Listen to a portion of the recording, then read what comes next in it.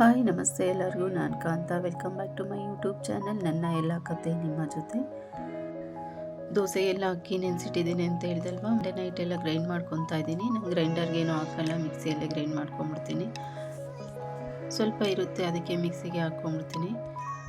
ಆವಾಗಲೇ ತೋರಿಸಿದ ಬಾಕ್ಸು, ನಾನು ಈ ಬಾಕ್ಸನ್ನು ಇಡ್ಲಿ ಅಥವಾ ದೋಸೆ ಇಟ್ಟು ಫರ್ಮೆಂಟೇಷನ್ ಆಗೋಕ್ಕೆ ಅಂತಲೇ ಇಟ್ಟಿದ್ದೀನಿ. ಈ ಬಾಕ್ಸನ್ನು ಟ್ಯೂಸ್ಡೇ ಕಂಟಿನ್ಯೂಷನ್ ಆಗಿ ಮಾಡ್ತಾಯಿದ್ದೀನಿ. ಬೆಳಗ್ಗೆ ಟಿಫನ್ಗೆ ದೋಸೆ ಜೊತೆ ಆಲೂಗಡ್ಡೆ ಪಲ್ಯ ಮತ್ತು ಚಟ್ನಿ ಮಾಡೋಣ ಅಂತ ಆಲೂಗಡ್ಡೆ ಬೇಯಿಸ್ಕೊತಾ ಇದ್ದೀನಿ. ಒಂದೆರಡು ವಿಷಿಲ್ ಹಾಕ್ಸ್ಕೊಂಡಿದ್ದೀನಿ. ಹಾಗೆ ಆಲೂಗಡ್ಡೆ ಬೇಯಿಸಿದ ನೀರನ್ನು ನಾನು ವೇಸ್ಟ್ ಮಾಡಲ್ಲ, ಗಿಡಕ್ಕೆ ಹಾಕ್ತೀನಿ ಅಂತಲೂ ಹೇಳಿದ್ದೀನಿ. ಹಾಗೆ ಟಿಫನ್ ರೆಡಿ ಮಾಡ್ಕೊತ ಕಾಫಿನೂ ಮುಗಿಸ್ಕೊಂಡೆ. ಹಾಗೆ ಚಟ್ನಿಗೆ ಸ್ವಲ್ಪ ಕಡಲೆಕಾಯಿ ಬಿಡಿಸ್ಕೊತಾ ಇದ್ದೀನಿ. ನಾವೇ ಬೆಳೆದಿದ್ದು, ಅದಕ್ಕೆ ಸ್ವಲ್ಪ ಬಿಡಿಸಿಡೋಣ ಅಂತ ಬಿಡಿಸಿಡ್ತಾಯಿದ್ರು. ಹಾಗೆ ಇನ್ನು ಸ್ವಲ್ಪ ಹುಣಸೆಹಣ್ಣಿದೆ, ಅದನ್ನು ಸ್ವಲ್ಪ ಕ್ಲೀನ್ ಮಾಡ್ಕೊಬೇಕು. ಕೆಲಸ ಬೇಜಾನಿದೆ ಇವತ್ತು. ಹುಣಸೆಹಣ್ಣು ನಮ್ಮರದೇ ಎಲ್ಲ ಹೊಟ್ಟೆಲ್ಲ ತೆಗೆದು ಕ್ಲೀನ್ ಮಾಡಿ ಇಟ್ಟಿದ್ದೀನಿ. ಇನ್ನು ಸ್ವಲ್ಪ ಬೀಜ ಎಲ್ಲ ಅದನ್ನು ಬಿಡಿಸ್ಕೊಬೇಕು. ಎಲ್ಲ ಕೆಲಸ ಇವತ್ತೇ ಮುಗಿಸೋಕ್ಕಾಗಲ್ಲ, ಸ್ವಲ್ಪ ಸ್ವಲ್ಪ ಎಷ್ಟಾಗುತ್ತೋ ಅಷ್ಟು ಮಾಡ್ಕೊತೀನಿ. ಹಾಗೆ ಇವತ್ತೊಂದು ಡಿಫ್ರೆಂಟಾಗಿ ಚಟ್ನಿ ಮಾಡ್ತಾಯಿದ್ದೀನಿ. ಯಾರಾದರೂ ಈ ಥರ ಮಾಡಿದ್ದೀರಾ ಕಮೆಂಟ್ ಮಾಡಿ ಹೇಳಿ. ನೋಡಿ, ಸ್ವಲ್ಪ ಎಣ್ಣೆ ಹಾಕಿ ಕಡಲೆ ಬೀಜ, ಮೆಣಸಿನ್ಕಾಯಿ ಮತ್ತು ಬೆಳ್ಳುಳ್ಳಿ, ಸ್ವಲ್ಪ ಪುದೀನ, ಕೊತ್ತಂಬರಿ, ಚಟ್ನಿಗೆ ಏನೆಲ್ಲ ಹಾಕ್ತೀವಿ ಅಂತ ಎಲ್ಲರಿಗೂ ಗೊತ್ತೇ ಇದೆಲ್ಲ. ಅದೆಲ್ಲ ಎಣ್ಣೆಯಲ್ಲಿ ಸ್ವಲ್ಪ ಫ್ರೈ ಮಾಡಿಕೊಂಡ್ರೆ ಚಟ್ನಿ ತುಂಬಾ ಚೆನ್ನಾಗಿರುತ್ತೆ. ಒಂಥರ ಡಿಫ್ರೆಂಟ್ ಟೇಸ್ಟಾಗಿರುತ್ತೆ. ನಾನು ಸ್ವಲ್ಪ ಕೊಬ್ಬರಿ, ಹಸಿಮೆಣಸಿನ್ಕಾಯಿ, ಕಡಲೆ ಬೀಜ, ಹುಣಸೆಹಣ್ಣು, ಸ್ವಲ್ಪ ಪುದೀನ, ಬೆಳ್ಳುಳ್ಳಿ ಎಲ್ಲದನ್ನು ಫ್ರೈ ಮಾಡ್ಕೊತಾ ಇದ್ದೀನಿ. ಉಪ್ಪು ಕೊತ್ತಂಬರಿ ಏನು ಫ್ರೈ ಮಾಡ್ಕೊಳ್ಳೋದು ಬೇಡ. ಲಾಸ್ಟಲ್ಲಿ ಸ್ವಲ್ಪ ಕರಿಬೇವು ಹಾಕಿ ಗ್ರೈಂಡ್ ಮಾಡಿಕೊಂಡ್ರೆ ತುಂಬಾ ಚೆನ್ನಾಗಿರುತ್ತೆ. ನೀವು ಒಂದ್ಸರಿ ಟ್ರೈ ಮಾಡಿ ನೋಡಿ ಇದನ್ನು.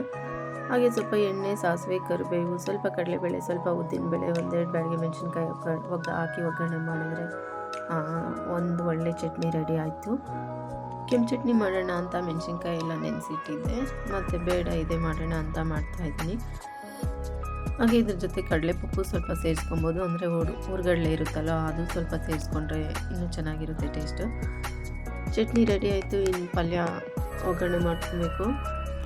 ಆಲೂಗಡ್ಡೆ ಬೇಯಿಸಿ ಎಲ್ಲ ಸಿಪ್ಪೆ ಸುಲಿದಿಟ್ಟಿದ್ದೀನಿ. ಈಗ ಒಗ್ಗರಣೆ ಮಾಡ್ತಾಯಿದ್ದೀನಿ. ಸ್ವಲ್ಪ ಎಣ್ಣೆ, ಕರಿಬೇವು, ಸ್ವಲ್ಪ ಕಡಲೆಬೇಳೆ, ಈರುಳ್ಳಿ ಮತ್ತು ಹಸಿಮೆಣಸಿನ್ಕಾಯಿ, ಸ್ವಲ್ಪ ಕೊತ್ತಂಬರಿ, ಸ್ವಲ್ಪ ಕರಿಬೇವು ಹಾಕಿ ಒಗ್ಗರಣೆ ಮಾಡಿಕೊಂಡ್ರೆ ಆಲೂಗಡ್ಡೆ ಪಲ್ಯ ರೆಡಿ ಆಯಿತು.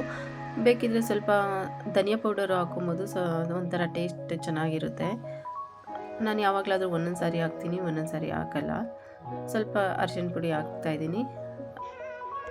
ಒಗ್ಗರಣೆಗೆ ಸ್ವಲ್ಪ ಉಪ್ಪು ಹಾಕ್ಕೊಳ್ಳಿ. ನಾನು ಆಲೂಗಡ್ಡೆ ಬೇಯೋದಕ್ಕೆ ಸ್ವಲ್ಪ ಉಪ್ಪು ಹಾಕ್ತೀನಿ, ಅದಕ್ಕೆ ಒಗ್ಗರಣೆಗೆ ಹಾಕಿದ್ರೂ ನಡೆಯುತ್ತೆ, ಇಲ್ಲ ಅಂದರೂ ನಡೆಯುತ್ತೆ. ಯಾಕೆಂದರೆ ಆಲೂಗಡ್ಡೆಗೆ ಹಾಕಿರ್ತೀನಲ್ವ, ಅದಕ್ಕೆ ಸ್ವಲ್ಪ ಶಾರ್ಟೇಜ್ ಇದ್ದರೆ ಸ್ವಲ್ಪ ಹಾಕ್ಕೊತೀನಿ ಅಷ್ಟೇ. ಪಲ್ಯ ರೆಡಿ ಆಯಿತು. ಈಗ ದೋಸೆಗೆ ಹಾಕ್ತಾಯಿದ್ದೀನಿ. ನೋಡಿ ಎಷ್ಟು ಚೆನ್ನಾಗಿ ಫರ್ಮೆಂಟೇಷನ್ ಆಗಿದೆ ಅಂತ. ಸಮ್ಮರಲ್ಲಂತೂ ಹಾಗೇ ಆಗುತ್ತೆ, ಚಳಿಗಾಲದಲ್ಲೇ ಸ್ವಲ್ಪ ಆಗಲ್ಲ. ಅಂದರೆ ಸ್ವಲ್ಪ ಬೇಗನೆ ಮಧ್ಯಾಹ್ನ ಟೈಮ್ಗೆ ರುಬ್ಬಿಟ್ರೆ ಆಗುತ್ತೆ ಅಂತ ಹೇಳ್ಬೋದು ಚಳಿಗಾಲದಲ್ಲಿ.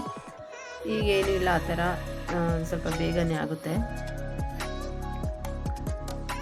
ವಿಂಟರ್ ಸೀಸನಲ್ಲಂತೂ ಇಡ್ಲಿ ದೋಸೆ ಮಾಡಬೇಕಂದ್ರೆ ಸ್ವಲ್ಪ ಚೆನ್ನಾಗಿ ಬರುತ್ತೋ ಇಲ್ವೋ ಅಂತ ಒಂದು ಸ್ವಲ್ಪ ಟೆನ್ಷನ್ ಇರುತ್ತೆ. ಈ ಸಮ್ಮರಲ್ಲಿ ಏನೂ ಇಲ್ಲ, ಆರಾಮಾಗಿ ಬರುತ್ತೆ.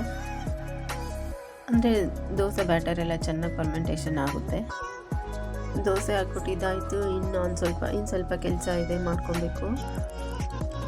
ನಮ್ಮ ಮನೇಲಿ ಒಬ್ರಿಗೆ ಸಾಫ್ಟಾಗಿ ಇರಬೇಕು, ಒಬ್ರಿಗೆ ಕ್ರಿಸ್ಪಿ ಆಗಿರಬೇಕು. ಎಲ್ಲರ ಮನೆಯಲ್ಲೂ ಅಷ್ಟೇ ಅನಿಸುತ್ತೆ. ಇರೋದು 2-3 ಜನ ಅಥವಾ 4 ಜನ, ಅದು 4 ಜನದ್ದು ಒಂದೊಂದು ಥರ ಟೇಸ್ಟ್ ಇರುತ್ತೆ. ಅದು ಏನು ಮಾಡೋಕ್ಕಾಗಲ್ಲ. ನನಗೆ ಸ್ವಲ್ಪ ಸಾಫ್ಟಾಗಿರಬೇಕು ದೋಸೆ. ಬೆಳಗಿನ ಟೈಮ್ ಎಷ್ಟು ಬೇಗ ಕೆಲಸ ಮಾಡಿದ್ರೂ ಮುಗಿಯಲ್ಲ. ಯಾಕೆಂದರೆ ಸ್ಕೂಲ್ಗೆ ಹೋಗೋ ಮಕ್ಕಳಿದ್ರೆ ಅವ್ರಿಗೆ ಹೋಗೋಷ್ಟರಲ್ಲೆಲ್ಲ ಟಿಫನ್ ಎಲ್ಲ ರೆಡಿ ಆಗಿಬಿಟ್ಟಿರಬೇಕು. ಆಲ್ಮೋಸ್ಟ್ 8 ಗಂಟೆ ಒಳಗಡೆ ಎಲ್ಲರೂ ಹೊರಟ್ಬಿಡ್ತಾರೆ. ಪ್ರತಿದಿನವೂ ಎಲ್ಲ ಕೆಲಸ ಪರ್ಫೆಕ್ಟಾಗಿ ಮಾಡೋಕ್ಕೆ ಆಗಲ್ಲ. ಒಬ್ಬೊಬ್ಬರು ಲೈಫ್ ಸ್ಟೈಲ್ ಒಂದೊಂದು ಥರ ಇರುತ್ತೆ. ಈಗ ನಾನು ಹೇಳಿದ್ನಲ್ವಾ, ಹುಣ್ಸೆಹಣ್ಣು ಬಿಡಿಸ್ಬೇಕು ಮತ್ತು ಕಡಲೆಕಾಯಿ ಬಿಡಿಸ್ಕೊಬೇಕು ಅಂತ. ಮಿಡ್ಲ್ ಕ್ಲಾಸ್ ಫ್ಯಾಮಿಲೀಸ್ ಎಲ್ಲ ಅಷ್ಟೇ, ಬೇರೆ ಬೇರೆ ಕೆಲಸಗಳೇ ಇರುತ್ತೆ. ಬೆಳ್ಕೊಳ್ಳೋರೆಲ್ಲ ಮಾಡ್ಕೊಳ್ಳೇಬೇಕಾಗುತ್ತೆ, ಇಲ್ಲ ಅಂದರೆ ಅಂಗಡಿಯಿಂದ ತೊಗೊಂಬರ್ತಾರೆ ಅಷ್ಟೇ. ಹುಣಸೆಹಣ್ಣು, ಕಡಲೆಕಾಯಿ ಎಲ್ಲ ನಾವು ಬೆಳೆದಿದ್ವಿ, ಅದಕ್ಕೋಸ್ಕರ ನಾನು ಈ ಥರ ಮಾಡ್ಕೊತಾ ಇದ್ದೀನಿ. ವರ್ಷಕ್ಕಾಗ ಸ್ಟೋರ್ ಮಾಡಿ ಇಟ್ಕೊತೀವಿ. ಹಳ್ಳಿಯಲ್ಲಿ ಎಲ್ಲ ಅಷ್ಟೇ. ಇನ್ನು ಸಮ್ಮರ್ ಬಂತು ಅಂದರೆ ಎಲ್ಲ ವರ್ಷಕ್ಕಾಗಷ್ಟು ಎಲ್ಲ ಕಾಳು, ಅಂದರೆ ಅವರೆಕಾಳು, ತೊಗರಿಕಾಳು, ಹುರುಳಿಕಾಳು, ಸಾಸಿವೆ, ಹುಣಸೆಹಣ್ಣು ಮತ್ತು ಸಂಡಿಗೆ, ಹಪ್ಪಳ, ರಾಗಿ ಎಲ್ಲ ವರ್ಷಕ್ಕಾಗಷ್ಟು ರೆಡಿ ಮಾಡಿ ಇಟ್ಕೊಳ್ಳೋದೇ ಒಂದು ದೊಡ್ಡ ಕೆಲಸ ಆಗಿರುತ್ತೆ. ಈಗ ಆಲ್ಮೋಸ್ಟ್ ಹಳ್ಳಿ ಕಡೆ ಎಲ್ಲ ಇದನ್ನೆಲ್ಲ ಬೆಳೀತಾರೆ, ಯಾರೂ ಬೆಳೀದೇ ಇರಲ್ಲ. ಯಾರೋ ಒಬ್ಬೊಬ್ಬರು ಬೆಳೆಯಲ್ಲ, ಅವರು ಬೆಳೆದಿರೋರ ಹತ್ರ ತೊಗೊಂಬಿಡ್ತಾರೆ. ಅಂದರೆ ಸ್ವಲ್ಪ ಚೀಪಾಗಿ ಸಿಗುತ್ತಲ್ವ ಈ ಸೀಸನಲ್ಲಿ, ಅವರು ಕೊಂಡ್ಕೊಂಡು ಸ್ವಲ್ಪ ಸ್ಟೋರ್ ಮಾಡಿ ಇಟ್ಕೊತಾರೆ. ಹಳ್ಳಿಗಳಲ್ಲಿ ಎಲ್ಲರೂ ಅಷ್ಟೇ ಬೆಳ್ಕೊಂಡಿರೋರು ಓಕೆ, ಬೆಳೀದೇ ಇರೋರು ಬೆಳೆದಿರೋರ ಹತ್ರ ಒಂದು ಅರ್ಧ ಕೆ ಜಿ 1 ಕೆ ಜಿ ಅಂತ ಅಂಗಡಿಗೆ ಹೋಗಲ್ಲ. ಒಂದು 5 ಕೆ ಜಿ 10 ಕೆ ಜಿ ಅಂದರೆ ಅವ್ರ ಮನೇಲಿ ಫ್ಯಾಮಿಲಿಯಲ್ಲಿ ಎಷ್ಟು ಜನ ಇರ್ತಾರೋ ಎಷ್ಟು ಬೇಕಾಗುತ್ತೋ ಅಷ್ಟು ನೋಡಿ ಒಟ್ಟಾಗಿ ಒಂದೇ ಸಾರಿ ತೆಗೆದು ಇಟ್ಕೊಂಡ್ಬಿಟ್ಟಿರ್ತಾರೆ. ಇರೋ ಕಡೆ ಸಿಕ್ಕಿಲ್ಲ ಅಂದರೂ ಸಿಗೋ ಕಡೆ ಅಂದರೆ ಹೋಲ್ಸೇಲಾಗಿ ತೊಗೊಂಬಂದು ಇಟ್ಕೊಂಡ್ಬಿಡ್ತಾರೆ. ಕೆಲಸ ಎಲ್ಲ ಮುಗೀತು, ಇನ್ನು ಟಿಫನ್ನು ಸ್ನಾನ ಮಾಡಿಕೊಂಡು ಈಗ ರಕ್ಷಣೆ ಹೋಗಿ ಸ್ಕೂಲ್ ಹತ್ರ ಕರ್ಕೊಂಬರ್ಬೇಕು. ಬೋರ್ಡ್ ಎಕ್ಸಾಮ್ ಮುಗಿಸ್ಕೊಂಡು ಬಂದಿರ್ತಾಳೆ. ಈಗ ಸ್ಕೂಲ್ ಬಸ್ ಬರೋದು ಇನ್ನೂ 1-2 ಅವರ್ ಲೇಟ್ ಆಗುತ್ತೆ. ಇನ್ನು ಅಲ್ಲೇ ವೆಯ್ಟ್ ಮಾಡ್ತಿರ್ತಾರಲ್ವ, ಎಲ್ಲ ಫ್ರೆಂಡ್ಸ್ ಎಲ್ಲ ಹೋಗಿರ್ತಾರೆ. ಅದಕ್ಕೆ ನಾನು ಸ್ಕೂಲ್ ಹತ್ರ ಬಂದೆ ಕರ್ಕೊಂಬರೋಕ್ಕೆ. ನೋಡಿ, ಇದು ಸ್ಕೂಲು, ನನ್ನ ಮಗಳ ಸ್ಕೂಲು ಇದು. ಈ ಸಾರಿ ಎಂಡಾಗುತ್ತೆ ಅವಳಿಗೆ ಈ ಸ್ಕೂಲು. ಇದೆಲ್ಲ ಸ್ಕೂಲ್ ಬಸ್ಸಸ್ ಇನ್ನೂ ಇದೆ, ಬಂದಿದೆ. 2 ಅವರ್ ಮೇಲೆ ಆಗುತ್ತೆ ಇನ್ನೂ ಬರೋಕ್ಕೆ. ಅದಕ್ಕೆ ಬಂದು ಕರ್ಕೊಂಡು ಹೋಗ್ತಾ ಇದ್ದೀನಿ. ದಾರಿಯಲ್ಲಿ ಏನಕ್ಕೋ ಬೆಂಕಿ ಹತ್ಕೊಂಡ್ಬಿಟ್ಟಿದೆ.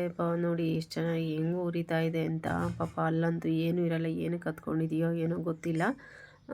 ನಾವು ಬರಬೇಕಾದ್ರೆ ದಾರಿಯಲ್ಲಿ ಹಾಗೆ ಬಿಸಿಲಲ್ಲಿ ಹೋಗಿ ಬಂದಿದ್ದಕ್ಕೆ ತಣ್ಣಗೆ ಏನಾದರೂ ಕುಡಿಬೇಕು ಅನಿಸ್ತಿತ್ತು. ಅದಕ್ಕೆ ಮಸಾಲೆ ಮಜ್ಜಿಗೆ ಮಾಡೋಣ ಅಂತ ಮಾಡ್ತಾಯಿದ್ದೀನಿ. ಈಗಂತೂ 9-10 ಗಂಟೆಗೆ ತುಂಬಾ ಬಿಸಿಲಿರುತ್ತೆ. ಊಟ ಅಂತೂ ಯಾರಿಗೂ ಇಷ್ಟ ಆಗೋಲ್ಲ. ಯಾವಾಗಲೂ ತಂಪಾಗಿ ಏನಾದರೂ ಕುಡಿಬೇಕು ಅಂತಲೇ ಅನಿಸ್ತಿರುತ್ತೆ. ಸ್ವಲ್ಪ ಮೊಸರಿತ್ತು, ಅದಕ್ಕೆ ಒಂದು 4 ಲೋಟ ಆದರೂ ಆಗುತ್ತೆ. ಅದಕ್ಕೆ ಮಸಾಲೆ ಮಜ್ಜಿಗೆ ಮಾಡೋಣ ಅಂತ ಮಾಡ್ತಾಯಿದ್ದೀನಿ. ಸ್ವಲ್ಪ ಕೊತ್ತಂಬರಿ, 2 ಹಸಿಮೆಣ್ಸಿನ್ಕಾಯಿ, 1 ಇಂಚಾಗಷ್ಟು ಶುಂಠಿನ ಚೆನ್ನಾಗಿ ಗ್ರೈಂಡ್ ಮಾಡ್ಕೊತೀನಿ ಮಿಕ್ಸಿಗೆ ಹಾಕಿ. ಇಲ್ಲಾಂದರೆ ಒರಳಲ್ಲಿ ಜಜ್ಕೊಬೋದು. ಹಾಗೆ ಸ್ವಲ್ಪ ಜೀರಿಗೆ ಹಾಕ್ಕೊಳ್ಳಿ.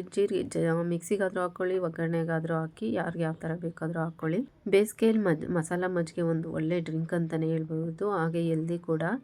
ಮಿಕ್ಸಿಗೆ ಹಾಕೋದಕ್ಕಿಂತ ಒರಳಲ್ಲಿ ಜಜ್ಕೊಂಡ್ರೆ ಚೆನ್ನಾಗಿರುತ್ತೆ. ಸ್ವಲ್ಪ ಇರುತ್ತಲ್ವ ಮಿಕ್ಸಿಯಲ್ಲಿ ಸರಿಯಾಗಿ ಗ್ರೈಂಡ್ ಆಗೋಲ್ಲ. ನಾನು ಮಿಕ್ಸಿಗೆ ಹಾಕಿದ್ದೆ. ಸ್ವಲ್ಪ ನೀರು ಹಾಕಿ ಗ್ರೈಂಡ್ ಮಾಡಿಕೊಂಡು ಕಾಫಿ ಸ್ಟ್ರೈನರ್ ಇಟ್ಟು ಆ ರಸನೆಲ್ಲ ಅದಕ್ಕೆ ಅಂದರೆ ಮಜ್ಜಿಗೆಯಲ್ಲಿ ಸೋದಿಸ್ಕೊಳ್ಳಿ. ಮತ್ತು ಎಣ್ಣೆ, ಸಾಸಿವೆ, ಕರಿಬೇವು ಹಾಕಿ ಒಗ್ಗರಣೆ ಮಾಡಿ ಎಲ್ಲ ಮಿಕ್ಸ್ ಮಾಡಿ ಒಂದು 10-15 ನಿಮಿಷ ಬಿಟ್ಬಿಡಿ. ಈ ಎಲ್ಲ ಮಸಾಲೆ ಇದರ ಫ್ಲೇವರು ಮಜ್ಜಿಗೆ ಅಬ್ಸರ್ವ್ ಮಾಡ್ಕೊಂಡಿರುತ್ತೆ. ಹಾಗೆ ಅದನ್ನೆಲ್ಲ ಸೋದಿಸ್ಕೊಂಡಾದರೂ ಕುಡಿಬೋದು, ಹಾಗೆ ಆದರೂ ಕುಡಿಬೋದು. ನಾನು ಸೋದಿಸ್ಕೊಂಡೇ ಕುಡಿಯೋದು. ಒಂಥರ ಫ್ಲೈನಾಗಿ ಚೆನ್ನಾಗಿರುತ್ತೆ. ಸಾಸಿವೆ ಕರಿಬೇವು ಅಂತ ಏನು ಬಾಯಿಗೆ ಸಿಗೋಲ್ಲ ಅದಕ್ಕೆ. ಟ್ಯೂಸ್ಡೇ ಲಾಗ್ ಇಷ್ಟ ಆಗಿತ್ತು. ಯಾರೆಲ್ಲ ನೋಡ್ತಿದ್ದೀರೋ ದಯವಿಟ್ಟು ಸಬ್ಸ್ಕ್ರೈಬ್ ಮಾಡ್ಕೊಳ್ಳಿ, ಸಪೋರ್ಟ್ ಮಾಡಿ. ನಿಮ್ಮ ಸಪೋರ್ಟ್ ನಮ್ಗೆ ತುಂಬ ಮುಖ್ಯ ಆಗಿರುತ್ತೆ ಅಂತ ಹೇಳ್ತಾ ಇವತ್ತಿನ ಲಾಗು ಎಂಡ್ ಮಾಡ್ತಾ ಇದ್ದೀನಿ. Thanks for watching.